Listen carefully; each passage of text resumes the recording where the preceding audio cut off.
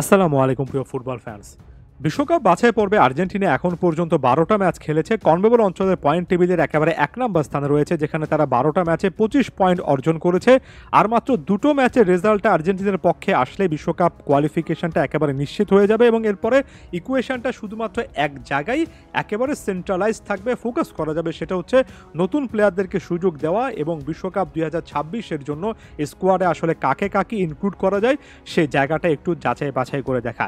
এর আগে আর্জেন্টিনার মিডিয়াগুলোতে সাম্প্রতিক সময়ে বেশ কয়েকটা নিউজ দেখেছি, যেখানে বারবার করে বলা হয়েছে যে এতটা হতাশ হওয়ার কোনো কারণ নেই। ২০২৫ সাল হবে আর্জেন্টিনার এই এক্সপেরিমেন্ট করার সময়, কারণ লিওনেল স্কালোনি একের পর এক প্লেয়ারকে ডাকবেন এবং সে জায়গা থেকে হয়তোবা বিশ্বকাপের আগে আগে বেশ কয়েকটা ম্যাচে তরুণদেরকে সুযোগ দিয়ে বা যারা একটু সুযোগ কম পাচ্ছেন তাদেরকে সুযোগ দিয়ে স্কালোনি এমন একটা স্কোয়াড তৈরি করবেন যেটা বিশ্বকাপ ২৬-এর জন্য অলমোস্ট পারফেক্ট হবে।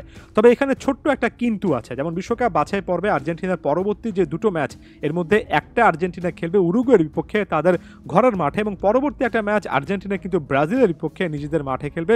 অর্থাৎ এখানে এই ম্যাচগুলোর গুরুত্বটা এতটাই বেশি, আমার কাছে মনে হয় এটা খুব একটা বেশি সহজ ব্যাপার আর্জেন্টিনার জন্য বছরের শুরুর দিকে হবে না, যে একেবারে শুরুর দুটো ম্যাচেই নতুন প্লেয়ারদেরকে সুযোগ দেওয়া কিংবা যারা রেগুলার খেলছেন না তাদেরকে সুযোগ দেওয়া। তাই এখানে চান্সেসটা আরেকটু কমে আসছে এবং এটার জন্যই সম্ভবত আর্জেন্টাইন ফুটবল অ্যাসোসিয়েশন এএফএ বেশ কয়েকটা ফ্রেন্ডলি ম্যাচ আয়োজন করার চেষ্টা ভাবনা বা চিন্তা ভাবনা করবে বা অলরেডি শুরু করেছে। যেমন বিশ্বকাপ বাছাই পর্বের ফিফা উইন্ডোতে ম্যাচ নেই, এমন সিচুয়েশনে আর্জেন্টিনার সামনে একাধিক ম্যাচ খেলতে পারে কিনা সেটা নিয়ে অনেকের সাথে কথাবার্তা চলছে।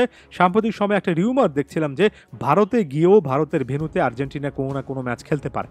ব্যাপারগুলো যখন ফুললি কনফার্মড হবে তখন সেটা একেবারে ক্লিয়ারলি জানিয়ে দেওয়ার চেষ্টা করব। তবে আপাত দৃষ্টিতে আমার কাছে মনে হচ্ছে মার্চে উরুগুয়ের বিপক্ষে এবং তারপরে ব্রাজিলের বিপক্ষে দুটো ম্যাচ আর্জেন্টিনার জন্য অনেক বেশি ক্রুশাল হচ্ছে। এই দুটো ম্যাচে জয়ের মাধ্যমে বা ভালো রেজাল্টের মাধ্যমে বিশ্বকাপ বাছাই পর্বের চিন্তাটাই দূর করে ফেলা উচিত। তারপরে চিলির বিপক্ষে ম্যাচ থাকবে, কলম্বিয়া, ভেনেজুয়েলা, ইকুয়েডরের বিপক্ষে ম্যাচ থাকবে এবং এটার সাথে আপনি যদি ফ্রেন্ডলি ম্যাচের কোনো না কোনো ফিক্সচার আগামী বছরের শুরুতে কিংবা তার পরের বছরে বিশ্বকাপের আগে আগে অ্যাড করতে পারেন, যেটা অ্যাড হবে, তাহলে অন্তত ৭-৮টা কিংবা কিছু কিছু ক্ষেত্রে তার চেয়েও বেশি ম্যাচ পাওয়া যাবে। এই ৮ থেকে ১০টা পর্যন্ত ম্যাচ পাওয়া যাবে এমন একটা কনটেক্সট চিন্তা করে সামনের দিনগুলোতে ওই পজিশনগুলোতে যেখানে এখনও দুর্বলতা আছে সেটা নিয়ে স্কালোনি আলাদা করে কাজ করবেন। এটা এই মুহূর্তে একটা আশা, শুধু আমি বলছি না, আর্জেন্টাইন মিডিয়ার একাধিক নিউজ প্ল্যাটফর্মে কিন্তু বারবার করে এমন টাইপের রিপোর্টগুলো দেখেছি।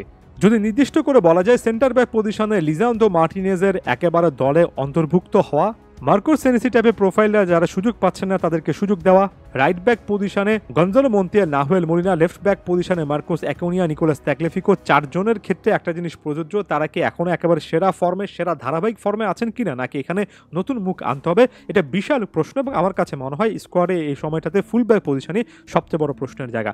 সেন্ট্রাল ডিফেন্সিভ মিডফিল্ডে আরও একটা প্রোফাইলের দরকার আছে।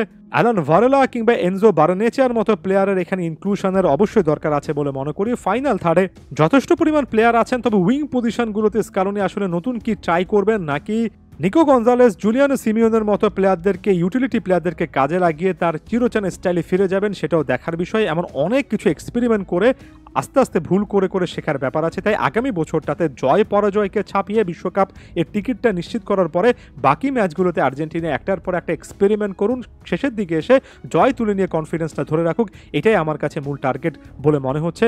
অর্থাৎ এখানে একবার বিশ্বকাপের টিকিটটা নিশ্চিত হলে বাকি ম্যাচগুলোতে এক্সপেরিমেন্ট করতে গিয়ে যদি আপনি ম্যাচ ড্র কিংবা হেরেও আসেন, খুব বেশি সমস্যার জায়গা দেখছি না। বিশ্বকাপ আসতে আসতে আপনি একটা পারফেক্ট ব্যালেন্স তৈরি করে ফেললে সেখানে কয়েকটা ম্যাচে লাগাতার জয় তুলে নিয়ে আপনার আত্মবিশ্বাসটা আরও একবার আগের জায়গায় নিয়ে আসতে পারবেন।